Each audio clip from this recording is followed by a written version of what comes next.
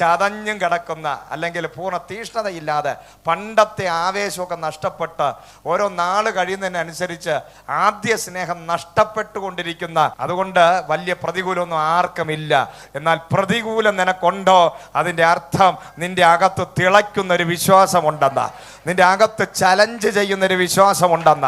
Price the Lord. ആ challenge ചെയ്യുന്ന വിശ്വാസം, തിളയ്ക്കുന്ന വിശ്വാസം, രക്തം ചൂടാകുന്നൊരു വിശ്വാസം, പ്രൈസ് ദി ലോർഡ്, യേശുവിന് വേണ്ടി മരിക്കാനും ജീവിക്കാനും ഹല്ലേലൂയ പ്രൈസ് ദി ലോർഡ് തയ്യാറുള്ള ഒരു വിശ്വാസം എപ്പോൾ നിന്റെ അകത്ത് വരുന്നുവോ അന്ന് ഈ പറയുന്ന വചനമൊക്കെ നിന്റെ ജീവിതത്തിൽ അർത്ഥമുള്ളതായി മാറും. പൗലോസ് ഇത് എഴുതിയത് കാരാഗ്രഹത്തിനകത്ത് കിടന്ന, ആ കാരാഗ്രഹത്തിനകത്ത് കിടക്കുമ്പോൾ ആ വ്യക്തികൾ പറയുന്നത്, അവിടെ ആ ചരിത്രകാരന്മാർ പറയുന്നത്, അതിൻ്റെ മുകളിൽ നിന്നും തട്ടായിട്ടുള്ള ജയിലിനകത്ത് മുകളിൽ കിടക്കുന്നവരുടെയൊക്കെ മ്ലേച്ഛത, മാലിന്യങ്ങളൊക്കെ പ്രൈസ് ദി ലോർഡ് തൻ്റെ അറയ്ക്കകത്ത് തൻ്റെ ശരീരത്തിലൂടെ വീണ് കിടക്കുമ്പോഴും ആ പൗലോസ് എന്ന് പറയുന്ന അഭിഷിക്തൻ അതിനകത്ത് കിടന്നുകൊണ്ടും താൻ എഴുതുകയാണ്, ക്രിസ്തുവിൽ എപ്പോഴും എല്ലായ്പ്പോഴും നിങ്ങൾ സന്തോഷിപ്പിൻ. ഹല്ലേലൂയ.